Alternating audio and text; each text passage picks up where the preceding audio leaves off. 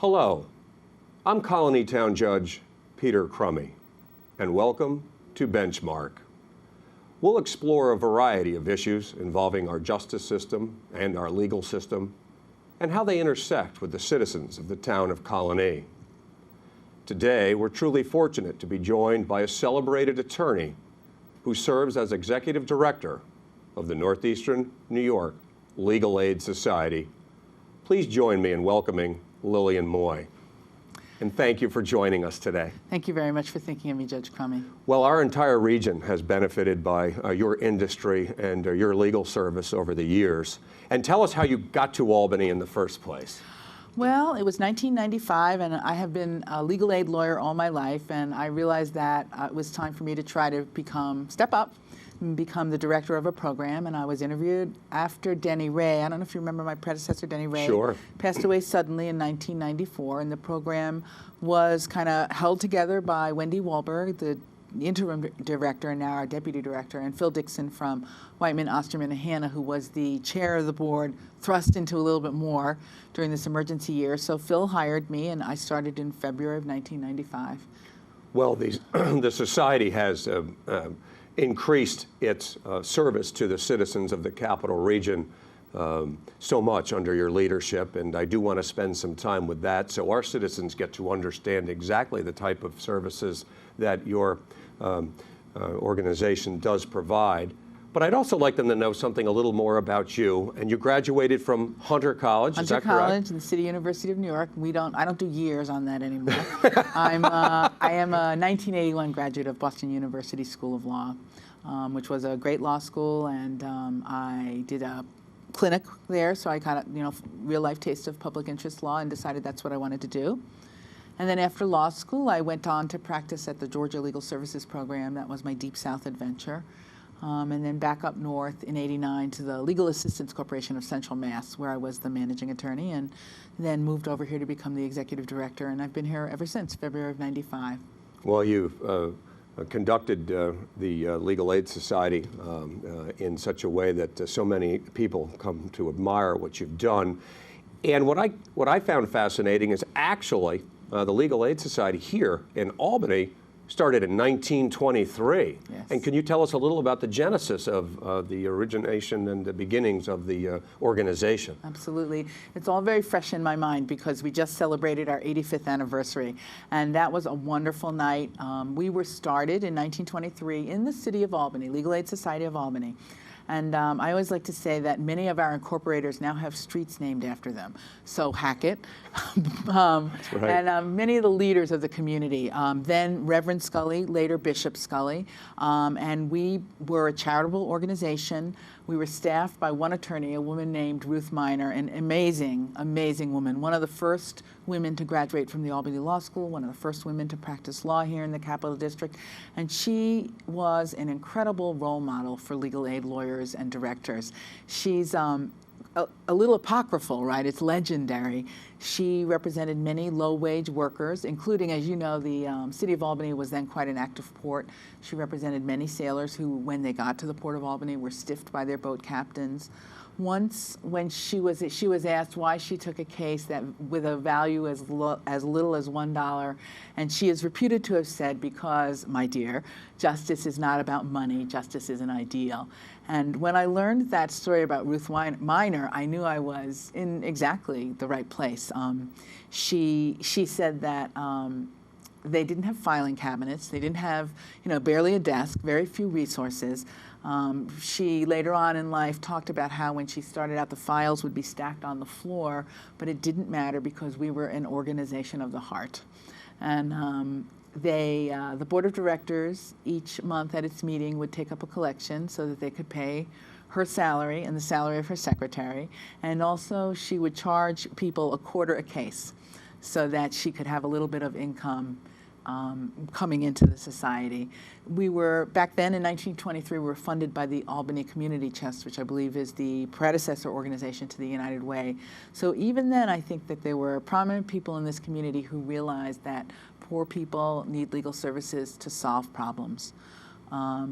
one of the great things in preparing for our 85th anniversary was I got to look through all of the old public annual reports, and she was amazing, Ruth Miner, where she knew exactly how to describe our clients and what our legal services did for the client. So she would count up all of the dollars that we gained people in lost wages and new income so that we could show how much income we had brought to our low-income clients, even back then. She said that we really had to do a better job about telling the story of legal aid, publicizing our work, so that in each annual report she would highlight a few cases. For example, a destitute widow or a wage earner who was cheated out of his wages. And she did, I think, was the first among us who did a really good job of saying this is why legal services is so important to the community as a whole. Well, you're continuing her legacy today. Very kind, and thanks. In that way. And I know that many of our residents sometimes believe that legal aid will handle criminal cases and civil cases, but I believe the focus of the Legal Aid Society is civil law. Is that correct? Absolutely. We always the focus was primarily civil. Now, you can see when you look at the history that during World War II, well, during the Depression, first of all, we got into the new business of unemployment insurance claims, of course, because unemployment insurance benefits were started during the Great Depression. We also, at that point, started doing our first, what I would call legislative advocacy. We proposed a bill for a protection of income from garnishment, and then also later on proposed that the creation of a small claims court in Albany, way before the state set up the system. So we have a rich history of providing the civil legal services, although other legal aid organizations, for example in New York City, do both civil and criminal. Our focus has always been on civil, but nonetheless very urgent, pressing legal problems for poor people. Well, even in my own courtroom, from time to time, I will have citizens and litigants that are present in the courtroom represented by the Legal Aid Society. Right. Tell me today, what are the primary types of cases that you will assist citizens with? Absolutely. We have some grants that support particular kinds of work. So, for example, we provide a full range of representation to victims of domestic violence in the more rural areas of our service area. We try to do everything from the order of protection, bringing them to the first moment of safety, and then to child support and custody, trying to stabilize the relationship all the way through to the end of the legal relationship with the batterer, which is the divorce or matrimonial. We represent clients, and you see quite a bit of this, I think, in your court, in landlord-tenant disputes, where the landlord is trying to evict the tenant, and we're trying to bring any defenses that might be available to the fore, or also try to help people negotiate a good result. We also do what we call income maintenance cases. So trying to get so much of what keeps poor people from being able to change their lives is they just need some income. They can't live on nothing. Nobody's really yet figured out how to do that, right? Right. So trying to help people who can no longer work qualify for supplemental security income or disability advocacy benefits.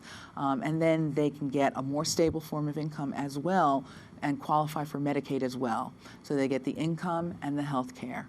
We also do some representation in public assistance benefits, traditional welfare cases, and there's really no one else in the community who's set up or able to do that type of work.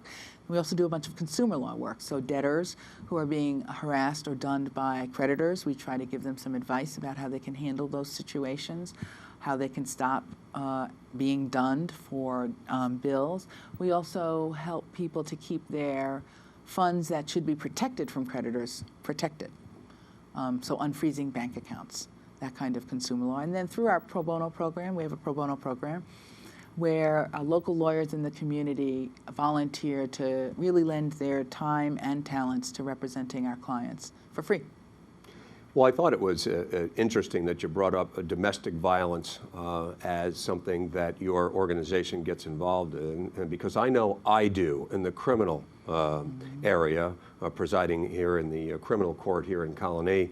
At all times of day and night, I'm called out involving some type of alleged domestic violence.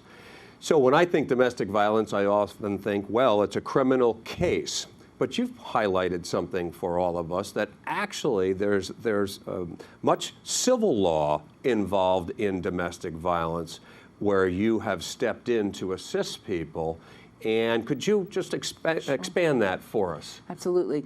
I think that what we know now is that the civil side has to work with the criminal side, has to work with the prosecutors and the local law enforcement, as well as the domestic violence agencies in all of our communities, in order to coordinate the community's response, right, to domestic violence. So you do your part, sitting in your court, and then from the criminal perspective, and then from the civil side, there are many remedies that we hope victims will take advantage of. We start out from the very beginning. You can get a civil order of protection to keep the batterer away. We then try to stabilize the client's life by getting them income through a child support proceeding if they have children, or child custody to make clear what the rights and responsibilities are between the mom and dad. And then finally, through to a matrimonial, which we're able to do with some of the funding we get, so that we can really bring an end to the legal relationship between a victim and a batterer. So you can see how the victim is able to move through a continuum of civil legal services to the end, where they're independent and on their own. And the purpose of this assistance is to terminate the domestic violence. Right. And oftentimes, civil law is required also, in addition to criminal law, in order to provide really a holistic approach to someone's relationship that has soured. Exactly. And that's the other reason why we very much believe in working with our domestic violence agency partners. In Albany, that would be Equinox. Out in Schenectady, the YWCF Schenectady. But in the more rural areas, Catholic Charities, Saratoga Warren, Washington. We believe in working closely with the domestic violence service agencies that provide support and emotional support for victims of domestic violence. Lillian, how do you decide which client to represent or which case to take in general? How is that done? I think that this is the hardest thing that we do, which is learning to say no to clients. Nationally, the Legal Services Corporation, which is one of our primary funders, they did a report in 2005 called Documenting the Justice Gap. And that is the gap between the resources that we have to serve low-income people and the incredible unmet need for legal services. So basically, nationally, it's 1 out of 5 people who get their civil legal needs met by a legal aid lawyer. There's many, many people who don't even realize that they should pick up the phone and call the local legal aid society, so I hope that your viewers will at least do that. So then let's say they get through the door. The decision about what we can do may be based on what money we have to represent people. I hate to say that, but we seek special funding to represent people. So for example, we have special funding to represent victims of domestic violence. Here in Albany County, we have a relationship with the Department of Social Services that allows us to represent people who are at risk of homelessness. So those tenants who are facing eviction that you see in court. Sure. The local county Department of Social Services funds us to try and prevent homelessness, not only through the lawyer eviction, but also by providing case management services so that they can stay housed. So many people continue to be at risk due to lack of money, budgeting issues, housekeeping issues, and so we provide some of those case management services. I'm going to get to the how we decide, but again, a lot of it is by whether we have a special grant source to help us to represent people. Otherwise, we try to look at the things that I think anyone would want us to look at. What is the benefit to the client? Whether the client has any other resources to help them. Maybe there's a family member who can step in and with a little bit of advice from us, help out the client. We take a look at what the benefit to the client would be and maybe whether other clients in the community would benefit from us doing the case as well. I hate to say it, but the bottom line is sometimes do we have resources, staff time, a staff person who's able to represent this person? That's right. And Lillian, as Executive Director of the Legal Aid Society of Northeastern New York, you're also managing 30-plus attorneys now, is that correct? That's right. And staffers as well, support staff as well. Right. And how do you decide how to allocate those attorneys through the multi-county region that you now are involved with?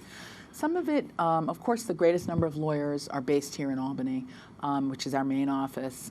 We have offices also in Amsterdam, Saratoga Springs, Canton, and Plattsburgh. And so each service area we make sure has at least the minimum, a person who can answer the phone when a client calls and says, I need some legal assistance, I need a referral. Again, resources are partially allocated according to how we're grant funded. Where can we get money in order to provide the legal services that people need? And then some of it is based on poor population. We try to track our resources to the areas that have the most poor people. Well, obviously, it does take resources in order to provide the services that you're providing to the underserved population here in northeastern New York. And I believe under your tutelage, the budget for the Legal Aid Society may have increased nearly fivefold over time. That might be a little generous. Well, but definitely threefold. Thank you, Judge. But certainly that you're now managing a budget which may near $5 million. And tell me, when you got there, though, it was significantly less. And how do you find revenue streams in order to support this good work? Again, a lot of it is seeking out the government funding that is available to support lawyers and provide these urgent legal services. We are funded, we have some core funding from the federal government that's passed through a nonprofit corporation called the Legal Services Corporation, or LSC. And they are our primary funder. They set a lot of the rules under which we can provide representation. So the basic income eligibility guidelines. Typically our clients have to be U.S. citizens or legal permanent residents or certain other immigrants within particular classes. And those are rules set by the Legal Services Corporation. We also get a very large grant now from the Interest on Lawyers account, which, as you know, is the fund here in New York that gathers the interest earned on escrow accounts that lawyers in the community have for their clients. And since that money doesn't belong to the lawyer and it's a relatively small amount for each client, all of that interest is put together through the Interest on Lawyers account fund and then given out in grants to agencies like the Legal Aid Society. We get funding from New York State Legislature each year through the strong support of the Assembly majority. A lot of the funding has been preserved over the year, and then this year through the executive. We've also been fortunate to get some money and last year, from the executive to the Office of Court Administration. So it's public support. We also go out to our colleagues in the community, and you know this, we ask lawyers to support the work of the Legal Aid Society. And they do in a variety of ways. Based on your newsletter that I'm fortunate enough to receive, I see that oftentimes attorneys are listed as those who have offered and taken clients on behalf of legal aid. And also, too, I understand that you may have a program in place which encourages law firms to also contribute to the Northeastern New York Legal Aid Society. Is that correct? I always like to say to lawyers, there's multiple ways you can give to us at the Legal Aid Society. Many people step up and they say, yes, I want to give my time and talents through we call it private attorney involvement, our PAI program. And that's a program where we say to the private lawyer, hey, we'll screen the client. We can assure you this client is a low-income person. We can provide you with some modest reimbursement for out-of-pocket expenses so that you're not only you're giving away your time, right, in terms of providing pro bono or free representation. We can at least pay your copying fees or your whatever small amounts that cover some of the out-of-pocket expenses. And we have several hundred lawyers who volunteer that way. And any lawyer who's watching, I welcome you to visit the website at www.lasny.org, and you can download the private attorney involvement registration form. But it's a wonderful program. Lawyers in the community get to volunteer for the kinds of cases that they do best. They get to say no whenever they want. We always check for a conflict. We provide the out-of-pocket reimbursement of expenses, and then we publish your name in our newsletter. So And hopefully you get some recognition. you also mentioned you put the number of times that they stepped up also next to their name, too. And at the end of the year, there's some significant involvement and dedication by so many attorneys here in the Capital Region. A wonderful outpouring of volunteerism. We try to get some recognition to the program by nominating people for New York State Bar President's Pro Bono Award. We also try to recognize people in each county. In Albany, it's our tradition to recognize a private attorney involvement volunteer at our annual holiday party at the end of the year that we co-host with the Albany County Bar Association. Well, it's certainly well deserved. It is. Now, your staff of 30-plus attorneys, do you often hear certain types of challenges that they refer to, you know, as a practicing attorney on behalf of legal aid, as a full-time position? Are there certain challenges that they routinely face that they share with you about the conduct of their practice as they move through their busy days? Mm-hmm. Well, money is always a little bit of an issue. You don't become rich working at the Legal Aid Society. Right. And for so many, as you know, new lawyers coming out of law school now, they're saddled with tremendous debt.